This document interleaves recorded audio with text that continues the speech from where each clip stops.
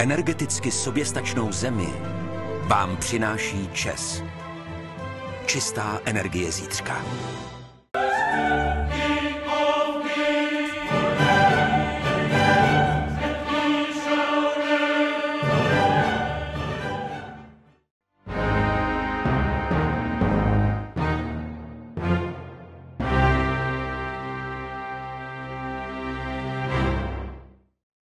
Krásné odpoledne, vážení diváci. Vítejte na zahájení letošního ročníku ČEZ Trophy. Moje jméno je Lukáš Vlasák a spolu se mnou dění na šachovnicích tohoto zápasu bude komentovat osoba z nejpovolanějších. A tím je velmistr Sergej Movsesian. Dobrý den, děkuji. Zápas Česko-Izrael bude probíhat na dvou šachovnicích mezi dvěma nejsilnějšími hráči v České republice a těmi jsou David Navara a Nguyen Ty Dai Van a soupeři jim budou velmistři z Izraele Boris Gelfand a Max Rothstein. Jak bys tento zápas takhle hned ze začátku odhadoval? Zdá se ti sestava vyrovnaná, nebo by si favorizoval jednu ze stran? No, každá ze stran, každý z týmů se dá říct, že má svoje trumfy. Určitě Boris Gelfand, obrovská persona, člověk, který byl velmi blízko, se dá říct, titulu mistra světa, takže obrovské zkušenosti, vynikající šachista. Max Rothstein na druhou stranu v podstatě svým způsobem trošku taky domácí hráč, protože žije v Praze. Takže výhoda domácího prostředí je tak na polovinu jako jenom pro český tým. A samozřejmě David je pravidelným účastníkem tohoto klání, Van v posledních letech vlastně také. Takže uvidíme, která ze stran bude lépe připravená. Věřím tomu, že po oba dny uvidíme velmi zajímavé partie. Přece jenom všichni ty hráči si myslím, že se na tuto akci těšili, takže doufáme, že ukážou hezké šachy. My divákům připomeneme, že zápasy se budou hrát po oba dva dny stejným tempem a oba dva hráči mají na partii 15 minut a 10 vteřin a je tam nastaveno takzvané zpoždění, které vlastně neodečítá čas po prvních 10 vteřinách. Takže pokud by se hráči potom dostali do časové tísně a měli málo času, tak jak jsme zvyklí, nemohou si čas přičítat tím, že budou hrát rychle, ale budou muset tahy provádět do 10 vteřin, protože jinak by hrozilo, že prohrají na čas. Relativně nestandardní časová kontrola, ale ono to má svůj důvod. Přesně tak, já myslím, že letošní zápas se celý, dá se říct, nese v duchu pocty výročí vynikajícího šachisty Davida Bronsteina a je to vlastně časová kontrola, kterou kdysi navrhl. A já se přiznám, že nejsem velkým fanouškem jako konkrétně tady tohoto způsobu, protože přece jenom obvyklejší je ta akumulace času, kdy přece jenom když uděláte 2-3 rychlé tahy za sebou, tak máte možnost ten čas takzvaně nablicat, ale má to svoje opodstatnění, přesně jako aby teda to nebylo jenom o rychlosti rukou. Problém je, že samozřejmě jako když musíte si nastavit v té hlavě takový tempo, že prostě, že jednou za těch 10 vteřin jako ten tah zahrát, je to něco podobného trošku jako hraní na diktát. My ještě můžeme vlastně říct, že šachista neví, kolik přesně vteřin vlastně uběhlo. To znamená, že tam ten odpočet bude muset být v hlavě a to prostě přidává i zajímavosti potom v té finální části partie. My se možná ale už můžeme přesunout rovnou do těch partií a zrovna to, co diváci teď můžou vidět na obrazovce, tak bude partie, kterou hraje David Navara bílými figurami proti Borisi Gelfandovi. Tady určitě volba zahájení nám udělala radost, protože David Navara opakuje zahájení, které hrál i na nedávno skončeném šampionátu České republiky mužů, které znovu vyhrál. Tradičně a jednoznačně. Kde dokázal porazit našeho juniora Jáchyma Němce. Takže my se můžeme podívat v partii. V partii se po výměně jezdců na D4, CBR D4 bílý pokusil získat to centrum pomocí tahu C3, a vlastně zbavit se toho černého pěšce a potom toho svého pěšce D posunout tak, aby v centru získal převahu. Černý reagoval tahem A6, bílý střelec se tedy zatáhl zpátky na F1 a po jezdec C6 černý se snaží bojovat o to centrum a kryje toho svého pěšáka a pokud na něj bílý nevytvoří tlak, tak nikdy to centrum nezíská. Takže z toho důvodu asi bílý dělá ten úder na křídle a snaží se nějakým způsobem vyvinout figury tak, aby právě na to centrum tlak vytvořil, například střelcem na B2. Tak B4 je vlastně multifunkční, protože jednak uvolňuje cestu střelci na B2, a druhá věc je vlastně, že připravuje si postup A4, eventuálně potom B5, opět teda s tlakem na pole D4 a navíc ještě nechává černého vyvinout černovolného střelce na příjemné pole C5, takže a plus získává prostor, takže jako vlastně od tahu pěšcem asi toho moc víc chtít nemůžete. K potahu B4 černý dokončuje vývin, hraje střelec D6 a po střelec B2, teď už tedy bílý napadl na tom D4 dvakrát, jak pěšcem, tak střelcem, takže černý se rozhodl to napětí uvolnit a vyměnil na C3. Nyní ale, protože bílý pěšec na B4 je pod útokem, tak bílý asi dobere pěšcem, zahrál D bere C3. No a po dáma C7, G3 a rošáda, to zatím aspoň podle spotřeby času mně vypadá, že jsme spíše v přípravě Borise Gelfanda, protože David Navar už ztrácí nějaký čas, jistě si je vědom toho, že právě tuto variantu již použil, jak jsme zmínili, a pravděpodobně do takové pozice Boris Gelfand směroval. Právě jsem chtěl jako vlastně podotknout, že nejspíš Boris bude znát tu teorii této varianty o něco lépe než Jakub Němec. Přece jenom ty zkušenosti tam jsou velké a navíc teda samozřejmě měl výhodu v tom, že měl tu vzorovou partii poměrně nedávné doby před sebou a určitě věděl, že tohle vzhledem k spotřebovanému času, tak vůbec zatím vlastně nic nemusel vlastně na zahájení ztratit, takže uvidíme. Tato pozice je v moderní teorii poměrně, nebo řekněme, tato varianta je poměrně hraná, protože v posledních letech varianta Rossolimo je velmi populární za bílé, hrají v podstatě špičkoví hráči. Předpokládám, že i David si byl vědom, že je pravděpodobné, že něco takového se na šachovnici objeví, jelikož Boris je velkým zastáncem tahu 2, ve druhém tahu jezdec C6, takže uvidíme, jak daleko a hluboko ta jeho příprava bude sahat. A zatím momentálně teda to vypadá, že to má všechno pod kontrolou. Už tam tím následovali další dva tahy, opět bleskově černé po A4. Tady vlastně největší problém toho černého je asi vývin toho střelce z C8, který se musí rychle dostat ven. Pokud by se tak nestalo, tak bílý velmi rychle dokončí vývin, no například bude chtít zahrát tak jezdec A3, jezdec C4, možná jezdec může i přes pole D2, tak aby potom zaútočil na toho střelce na D6 s tempem, získal prostorovou převahu na dámském křídle a po vývinu jezdce velice rychle může do hry přijít i bílá dáma, následně i věž, například z pole A1 může do centra a tak dále. Takže ta černá pozice by se dostala pod tlak, tím pádem Boris Gelfand se rozhodl okamžitě zahrát tak B6, pokusit se vyvinout toho svého střelce a střelec D6 se pravděpodobně bude v nejbližší době přesouvat. Tradiční pole asi E7. Jako dá se předpokládat, že bílý udělá něco jako jezdec A3 nebo jezdec D2, jak říkáš. Běžnější teda postup tady bývá toho jezdce dát na A3, protože on tam má možná podivu větší variabilitu, nejenom pole C4, ale i pole C2 může být zajímavé. S podporou potom postupu C4. Paradoxně je dost možné, že skončíme v nějaké struktuře, která bude připomínat nebo v podstatě bude vypadat jako ježek.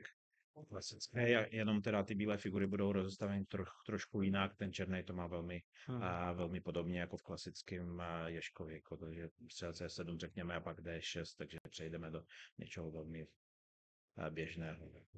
Já myslím, že hráči už se blíží toho momentu, kdy oba dva vychází z těch teoretických znalostí a tím pádem se hra zpomalí a ta rozhodnutí budou trošičku složitější, takže my to můžeme využít a podívat se na tu druhou partii, která se hraje mezi Maxem Rothsteinem a Vanem Nguyenem. kde se rozehrála jedna ze standardních variant Němcovičovo-indické, kterou ty v repertoáru máš, takže nám k tomu jistě spoustu věcí povíš. A tady Černý zahrál tak věž E8.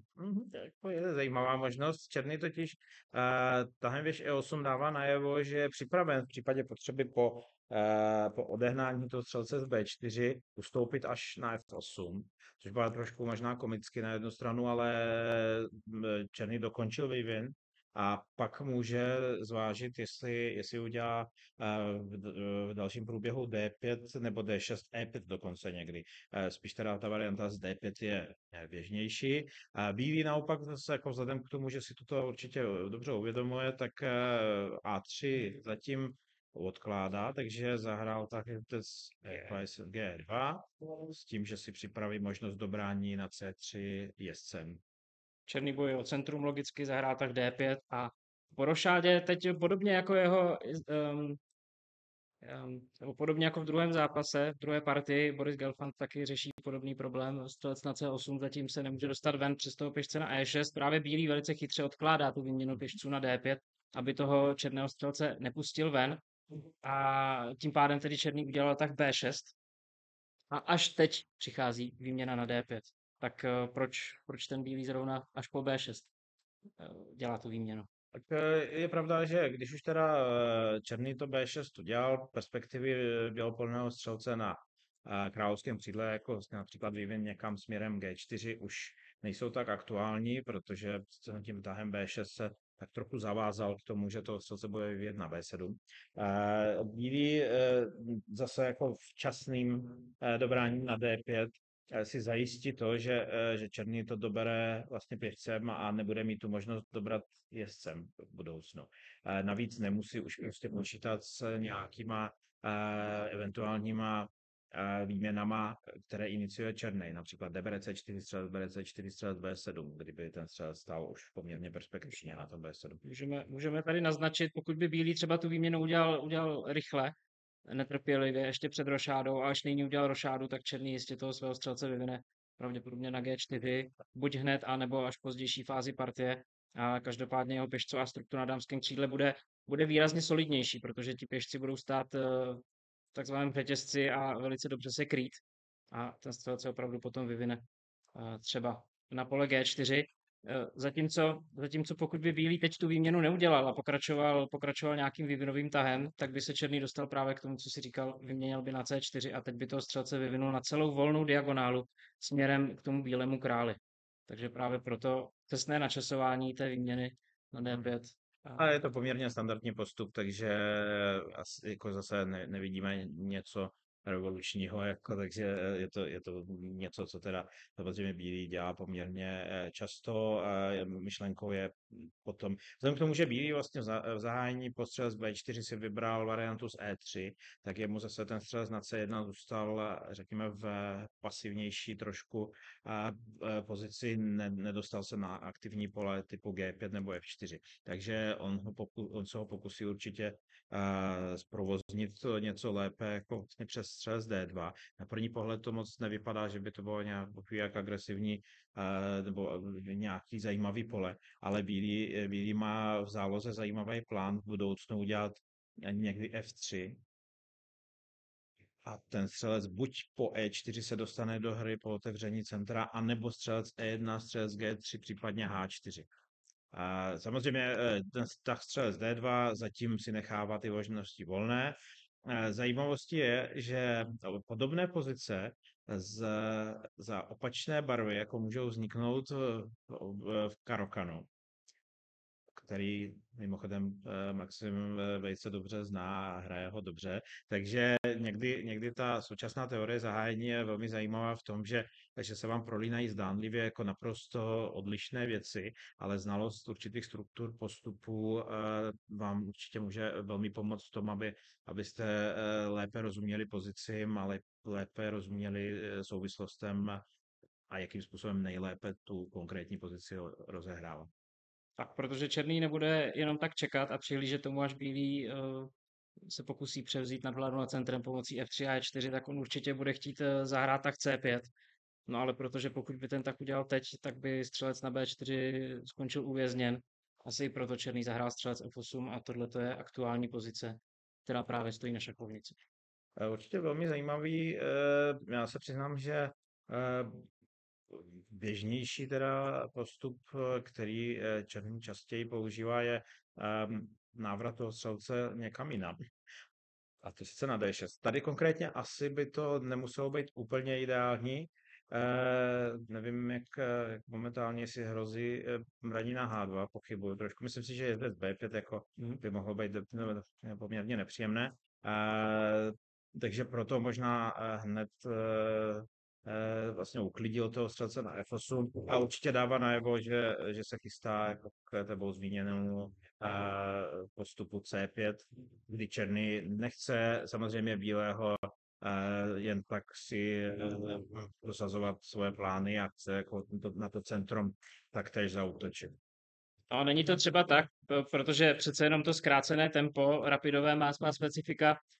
Střelec na D6 je to možná ambicioznější tak, ale možná člověk právě při tom zkráceném tempu chce mít tu pozici víc pod kontrolou, dá střelce na F8, nemusí se o něj starat a pokračuje zcela přirozeně. Určitě tohle může být taky argument. Navíc my všichni velice dobře víme, že je výborně připravený šachista, takže nemyslím si, že takhle jako tady se rozhodoval, kam toho střelce postaví. Jsem si jistý, že tuto výstavbu už pravděpodobně v přípravě měl, ať už teda na tuto konkrétní partii nebo v nějakých předchozích, takže myslím si, že těžko říct teda samozřejmě podle té časové spotřeby, jestli tohle, o čem mluvíme, je úplně přesné, protože zatím to vypadá, že oba poměrně dost jako ten čas spotřebovávají v velké míře. Max Rothstein už má jenom 6,5 minuty. Je zajímavý, je jako já se přiznám, že je určitě velmi těžké se přizpůsobit tomuto tempu. A je to jako opravdu zvláštní modus, jako není to opravdu, jako většina profesionálních hráčů je zvyklá buď na to přidávání, anebo teda jako bez přidávání a tohle je něco mezi. Je možná škoda, že se to nehraje více, nebo možná, že prostě, že to zatím se netěší až takové oblibě, ale každopádně z pohledu komentátora jako je příjemnější se na to dívat, jako než to moc osobně, takže já se pak kluku zeptám, jak se jim hrál. Tak my zase se můžeme vrátit k té první partii. Určitě teď už se i vzhledem k té časové spotřebě bude trochu zrychlovat, takže budeme přepínat a potom si vybereme i partii, kde to bude vypadat na zajímavější bitvu. A budeme se snažit upřednostnit pro diváky to zajímavější. Takže zpátky k partii Davida Navary. Tady se po tahu jezdec A3 černý opravdu stáhnul tím střelcem na E7 a po střelec G2, střelec B7 opravdu vznikla ta struktura, kterou si tady avizoval. Struktura ježek. Velice solidní pěšcová struktura. Černý nemá tolik slabých pěšců a určitě má potenciál ty pěšce někdy v budoucnu natáhnout a pozici otevřít. Možná konkrétně tady někdy tahem D5. To samozřejmě ale vyžaduje velice trpělivou přípravu a často i pomoc trochu toho bílého. Tak je sice pravda, že struktura je velmi podobná Ježkovité, se jim říká, ale na druhou stranu jako vlastně řekněme, jak jsem říkal, bílé figury jsou vyvinuté trošku jiným způsobem, než je běžné. A i pěšci jako jsou rozestavení trochu jinak. V normálním vozovkách Ježkovi ten pěšec je buď na C2 nebo na C4.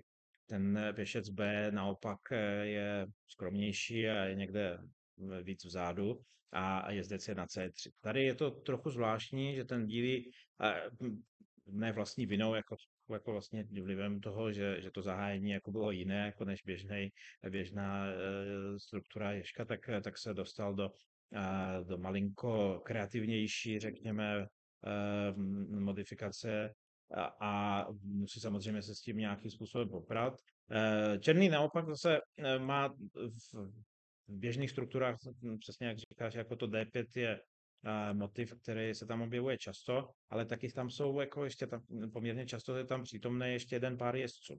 To znamená, černý má jezdce na F6 a bílý někde na D4, řekněme. A to D5 je potom trochu jinak proveditelné než tady. Navíc bílý určitě chce jako vlastně prosadit nějaký moment C4, aby mohl tomu D5 vlastně zabránit definitivně, plus otevřít si střelce na B2, který určitě se těší na to, až bude moct jako se podívat na tu diagonálu pořádně. Fanoušci Davida Navary určitě budou mít velkou radost, protože David znovu nesklamal a v následujících tazích vystavěl velice zajímavou a ambiciozní pozici, protože on nejdříve v této pozici zahrál tak F4, který trochu naznačuje ambice na královském křídle. No ale po věž AC8, věž AC1, Boris Gelfand se rozhodl přeskládat svoje figurky, zahrál tak jezdec B8, asi s cílem toho jezdce dát na D7. A bílý teď zahrál C4, což mu vlastně staví už pátého pěšce na čtvrtou řadu. Bílý má obrovskou prostorovou převahu, ale zase čím víc bude ty pěšáky natahovat, tím se můžou stát i slabší.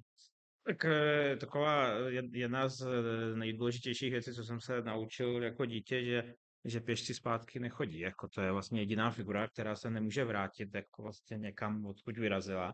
Takže tahy pěšce by člověk měl určitě promyslet velmi dobře. Zmínil si, že těch pěšců vlastně momentálně na čtvrtý řadě je 5, ale může jich být ještě více. Tam v záloze jsou ještě další dva na královském křídle. Nevím, jestli bych doporučoval zrovna postup teďka nějaký typu G4 nebo H4. Spíše bych možná jako bílej se pokusil toho jezdce z A3 přesunout na nějaké standardnější pole. Momentálně C2 jako moc k dispozici není, protože visí na C4. Já se přiznám, že i přesto, že bílý má velkou prostorovou převahu, tak já osobně bych tuto pozici možná raději hrál černými, protože jsem na ní poměrně zvyklý. Od malička mám repertoáru sicilskou, kde černý svým způsobem počítá s takovýmto vývojem události a doufá, že se mu podaří využít přece jenom trochu rozhozenějšího postavení těch bílých pěšců. Uvidíme. David ale samozřejmě je velmi zkušený hráč a tyto pozice hrával taktéž nejenom bílýma, tak i černýma, takže o nebezpečí, které ta pozice v sobě skrývá, velmi dobře ví. Tak David zahrál tak střelec D4, kterým toho střelce centralizuje a možná si tak trochu i hlídá tu diagonálu G1 A7, tak aby se nikdy nestal žádný problém s tím bílým králem na G1 a pravděpodobně potom dojde k té přestavbě toho jezdce, tak jak si avizoval. Já myslím, že další důvod je, že potřeboval uspat tu díru jako mezi pěšci. A zcela obsadit čtvrtou řadu. Tak. No a Boris Gelfand reaguje rozvážně tahem věž E8 a v podstatě vidíte, jak ten černý staví figury velice chytře. Ono to vypadá, že tu věž tak jen tak rozehrál, protože nemá žádná jiná pole, ale ono to není pravda. On vlastně tu věž schválně staví proti bílé dámě. Zatím samozřejmě na tom E-sloupci je spousta figur a zdánlivě to nehraje vůbec žádnou roli, ale už jsme tady naznačili, že ten černý bude chtít s tou pozicí něco dělat. Ten nejklasičtější motiv je určitě prosazení toho tahu D5 a pokud by se tak stalo, tak najednou by se v té bílé pozici nějaké trhliny mohly objevit. Nejenom ten rentgen té věže proti bílé dámě, ale třeba i nekrytý pěšec na B4, kterého by napadal střelec na E7, za ním tedy jezdec na A3 dokonce a spousta taktiky, která by při tom současném postavení nemusela tomu bílému úplně vyhovovat. Řekl bych, že drobnou výhodou pozice černého, aspoň z mého pohledu, je to, že on má ještě několik dalších užitečných tahů, které může udělat. Když to bílý cokoliv dalšího teďka udělá, tak může být trošku závaznější. V podstatě černý může ještě jako další tah, který, řekněme, téměř bez ohledu na to, co bude dělat bílej, udělat je střelec F8, což je vždycky velmi užitečné z hlediska obrany. Nevím, samozřejmě, přišlo střelec E4, otázka, jestli se F8 se stane, ale minimálně tohle je něco, řekněme, poměrně standardního, v podstatě jako černej zatím dělá všechno nemusel jako zatím moc ani přemýšlet nad tím, jak tu pozici hraje, protože tohle jsou velmi standardní postupy. Když to bílý už poměrně nějakou dobu opravdu musí si dávat pozor na ty rozdíly v porovnání s obvyklou výstavbou a tím, co má před sebou. Možná další z těch standardních tahů by byl třeba uhyb dáma B8, tak aby Což se dokonce vlastně i stalo, protože tady by černý zmizel z toho rentgenu zase naopak té bílé věže po C sloupci a teď pokud by černý zahrál to D5, tak už by ta dáma nebyla napadena. To se mi jako úplně jako nezdálo dáma B8 udělat teď, protože se mi zdálo, že ten bílý jezdec zatím na A3 je malinko omezen v tom pohybu a teďka třeba jako jezdec C2 už do úvahy přichází, jo, takže protože to jsme mezi tím zahrál. Protože černý přestal napadat to C4 a David to okamžitě využil, zahrál jezdec C2. A možná tedy, než dojde k rozestavení pozic obou dvou hráčů, tak rychle přeskočíme zase do té druhé partie Maxa Rothsteina, protože tam už se pozice dost změnila od toho, kde jsme skončili. My jsme partii opustili zde, kdy bílý zahrál tak jezdec F4 a černý si pokryl to centrum tahem C6. Od té doby se změnilo hlavně to, že Max Rothstein už má jenom 3,5 minuty, to znamená stále ztrácí čas. A pozice vypadá následovně. Bílý totiž zahrál tak. Věž C1, černý zahrál střelec D6, teď až umístil toho jezdce na to D6 a bílý opravdu pokračoval s tím plánem F3. Načež černý zvolil výměnu toho jezdce na F4 a rozhodl se zdvojit tomu bílému pěšce. Tak co říkáš na takovéhle rozhodnutí? No já jako obecně teda jako černý se tady tomuhle snažím vyhnout, protože bílý sice teda se mu pokazí struktura, pěštová struktura, na druhou stranu ale dostane téměř najisto k dispozici kontrolu nad polem E5. Protože pokud jako vlastně chceme zabránit, řekněme, nějaké figuře jako například bílá věž postupně po věž E1 nebo po nějaké výměně, tak bude muset udělat buď F6 nebo určitě nějaký tah, který bude nás stát nějakou aktivitu. Na druhou stranu nejsem si jistý, že černý touhle výměnou získává něco hmatatelnějšího, spíše si jako se snažil zabránit tomu, aby bílý udělal E4 v budoucnu, takže spojený to bylo i určitě s dalším motivem a to, že střelec bere F4 zahrál, aby mohl vyměnit i toho druhého střelce, aby bílý mu nenechával dvojici střelců na šachovnici. Takže okamžitě přišlo střelec bere A6, bílý vyměnil, teď ale zase zatáhl toho jezdce na kraj šachovnice a pokusil se ho i hned napadnout, zahrál totiž dáma A4 a momentálně tedy napadá toho jezdce i pěšce na C6. A tady černý zahrál dáma C8, čímž si tedy obě dvě hrozby pokryl, ale zase tu dámu postavil proti té bílé věži. Tady už by možná mohl ten bílý zpozornět, začít hledat nějakou taktickou možnost, jak toho využít. No, se určitě taky jako ho to lákalo, a on ale zahrál poziční tah, který si mi hodně líbí. A to je jezdec D1. Taky zase dvojitá myšlenka, řekněme minimálně, chce napadnout jako napadl pěšce C6, nutí černého k nějaké reakci a za druhý ten jezdec určitě směřuje někam na D3. A E5. potom určitě na to pole E5. Trošku mě to, musím říct, zatím mě to trošku překvapuje, to, jak tu partii zatím hraje Van, protože je to pozičně poměrně riskantní, což není tak úplně jeho styl. Většinou ty partie zakládá, snaží se o to, aby ty partie zakládal solidně. Je možné, že toto přesně jako nečekal a mně se pozice bílého celkem líbí. Řekl bych, že asi jako vlastně víc jako než černého. Na druhou stranu může hrát roli i ta časová spotřeba, i když jako, jak se dělám, tak už se to poměrně vyrovnává. Tady bílý méně než 3 minuty a Van Nguyen momentálně 3 minuty a 15 vteřin. Takže ten rozdíl určitě minimální a bílý jezdec už se opravdu blíží k tomu políčku E5. Tak zajímavé je, že nemáme za tolik tahu jako vlastně od ráno a pánové už jsou relativně v podstatě poměrně dost času spotřebovali, takže je možné, že jsme to odhadli špatně, že ani jeden z nich jako nebyl až tak úplně dobře připraven, ale je možné, že ta časová spotřeba je zkreslená opravdu právě tím, že ten čas se nepřidává, protože si myslím, že kdyby se ten čas dal kumulovat, tak mají o takové 2 minuty odhadem víc oba. Takže uvidíme, co to udělá a určitě ten čas bude velmi promlouvat do dalšího průběhu a oba si teďka jako musí velmi pečlivě odpočítávat těch 10 vteřin, aby jako vlastně vždycky na konci toho. Zajímavé je, že vlastně nemá smysl, abyste jako ten tah zahráli rychle svým způsobem, protože když ten tah zahrajete za 2 vteřiny, tak v podstatě proděláte 8 vteřin možnosti přemýšlet. Takže v podstatě nejlepší je samozřejmě to zahrát za těch 8-9 zhruba, abyste nestratili vůbec žádný čas, ale to nastavit v té hlavě jako není tak To jednoduché. jsem se chtěl zeptat, máš pocit, že by se něco takového dalo předem natrénovat? No. Takový vnitřní odpočet, že to hráči zkoušeli?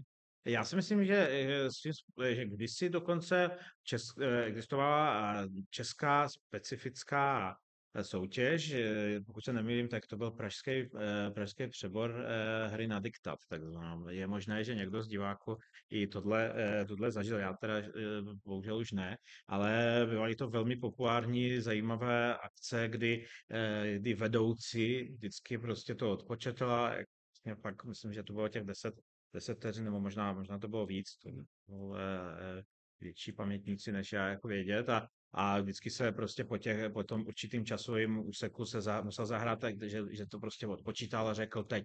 Takže a pak jako hráči mohli zahrát, pak to odpočítal zase znovu pro ty soupeře a hrálo se. Takže tady možná by někoho takového potřebovali, že by třeba Pavel Matocha odpočítával ten čas a myslím si, že by to celkem rušilo jako toho hraní. Takže budou se muset obejít s vlastním vnitřním stopovačem času, tak uvidíme, jak s tím poperou. Tak v partii se stal tah B3 a možná můžeme zase využít toho krátkého přemýšlení a přesunu do partie druhé, protože tam už se konečně začala měnit pěšcová struktura, začalo se něco dít. A poté, co bílý dokončil manévr jezdcem, černý si rozestavil tu pozici, tak jak jsme tady naznačovali, přišlo střelec F8 opravdu, tak po střelec F2 černý ještě vytvořil baterii o spolupráci dámy a střelce směrem do centra.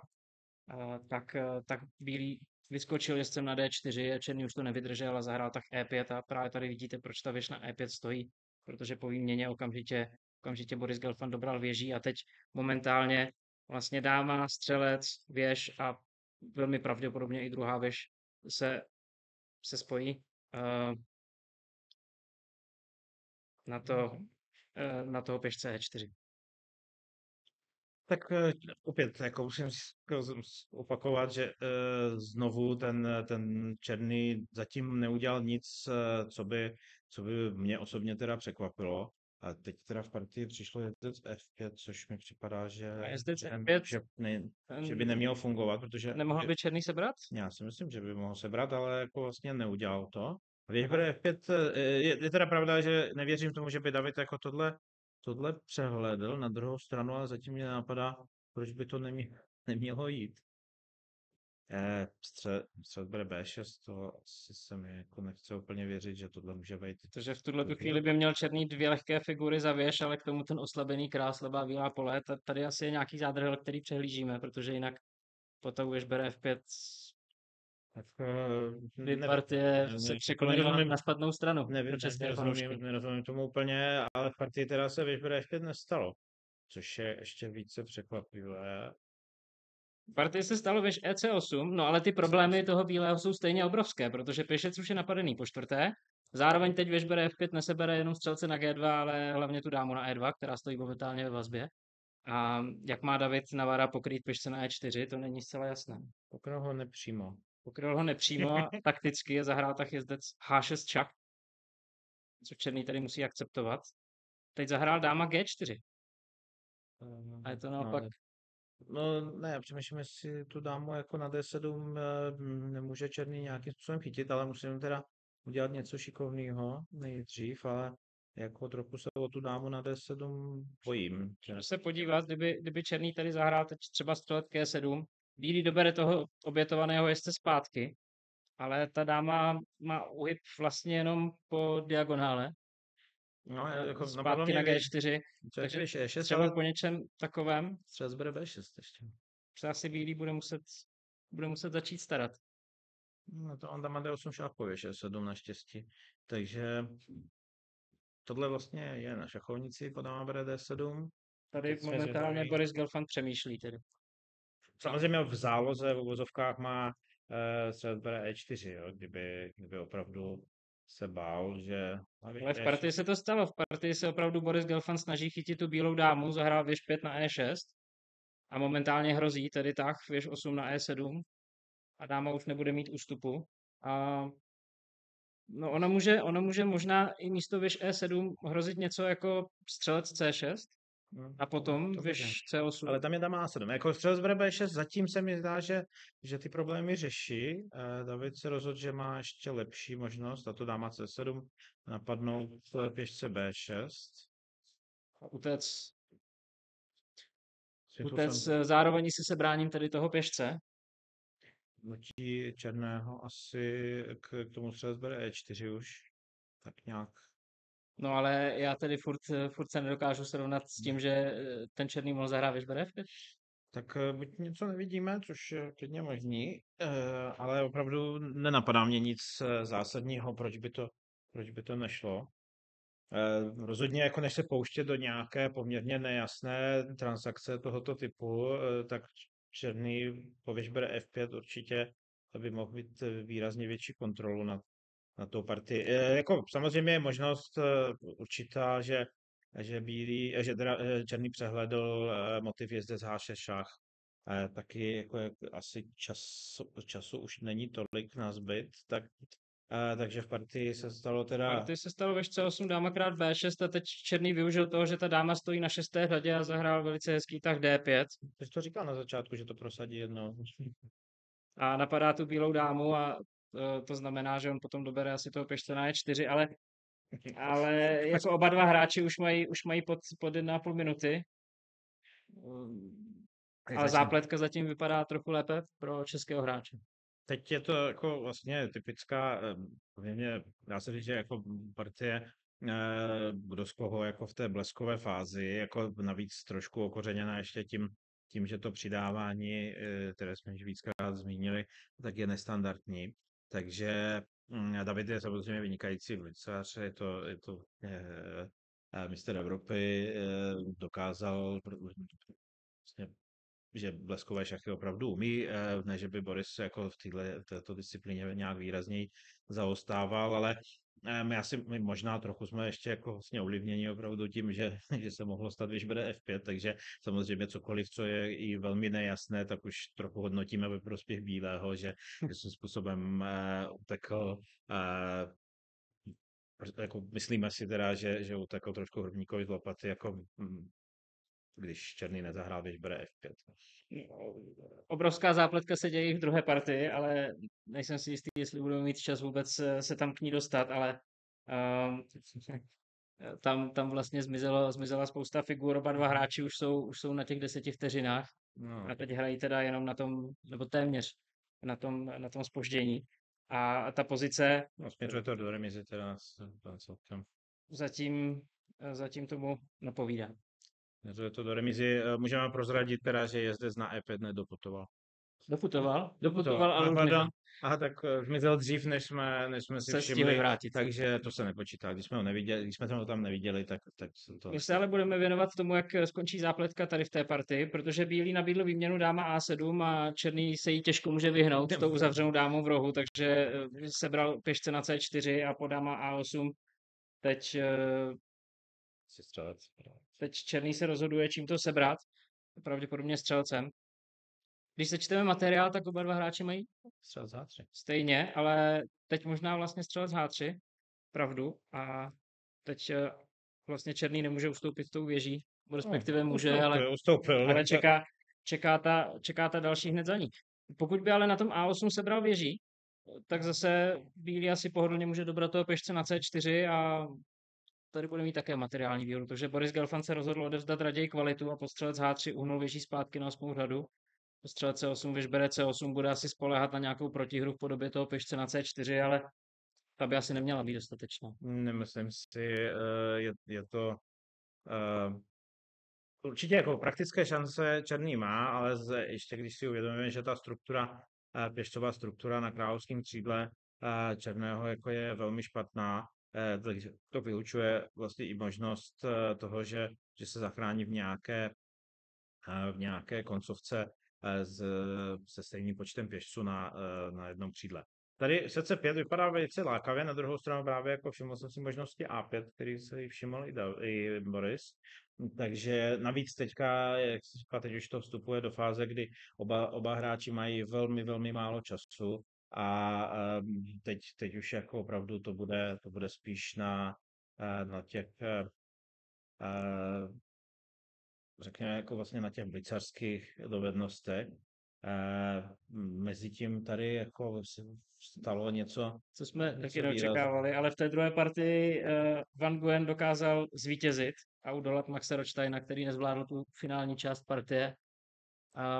Ale možná tak trochu to k tomu směřovalo, vzhledem k té jeho spotřebě času už ze zahájení, možná se do těch časových problémů dostal příliš brzy a potom na konci už chyběla energie.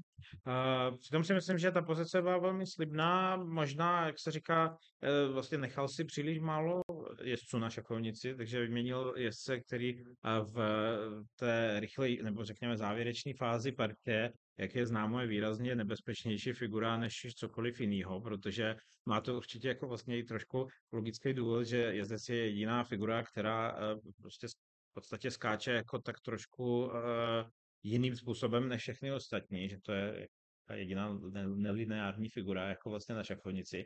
Takže samozřejmě hlídat ty tahy jezdcem je a vidličky a veškeré prostě ty nepravidelné pohyby, jako je výrazně složitější a nakonec se to prokázalo a v závěrečné pozici prostě ten jezdec byl silnější. Samozřejmě velmi zajímavá partie, určitě jak se ukazuje vždycky, vlastně, když partie dopadne nějakým způsobem, tak je potřeba říct, že asi teda vlastně zahrál správně, zariskoval pozičně jako Van ve správný moment a dokázal z toho vytěžit celý bod s černými velmi, určitě je to velmi cenné vítězství. Navíc to vypadá, že i David tady směřuje k zisku celého bodu. Je tak, zatím to by byl úplně snový start pro české hráče, protože tady po A6 není vidět cesty, jak ten černý dokáže toho pěšce zastavit, ten bílý může ten jeho postup podpořit ještě tou věží z D sloupce a jak jsme říkali, že černý bude spoléhat na protihru s tím pěšcem, tak ten je vlastně zablokován a není šance, že by se No, nevypadá to, že rozehrál. by se černý měl tady Ale chránit. David je známý tím, že vždycky ty konce partí trochu dělá i pro diváky, takže místo toho, aby možná zahrál nějaký klidnější tah, když má na hodinách jenom 10 vteřin, tak on zvolil tak věž D7. Ale to je asi klasický David. Určitě na druhou stranu, jako teď tady vidíme pokračování a to je ještě vtipnější teda, než jenom ten začátek, který on totiž vymyslel. A totiž fantastický závěr partie. Paráda, no. Tohle je hezky, jako opravdu nalákal Borise jako vlastně do takové, tohle vlastně se sice nestalo, ale velmi něco podobného, takže tady se stalo. Boris Gelfand zahrál H5 a nechal si ten mat ukázat. Přesně. Se věž bere F7 a věž F6 má. V podstatě chvíli si může vybrat mezi H4 a střelec D2, takže závěr nejenom efektní, ale i velmi efektivní a český tým, takže po tomto průběhu i zaslouženě vede 2-0. No, skvělá pozvánka na další boje, protože evidentně se máme na co těšit a izraelští velmistři si jistě takovou porážku v prvním kole nenechají líbit a budou se pokoušet hned v těch dalších 2 partiích udeřit zpátky. Tak my si dáme asi krátkou pauzu předtím, než začnou 2 partie. A ta bude trvat přibližně 10 minut.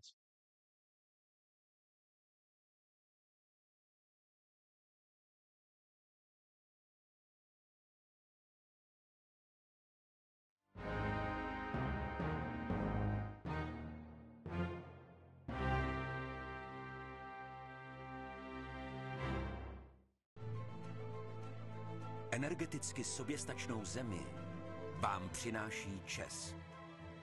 Čistá energie zítřka.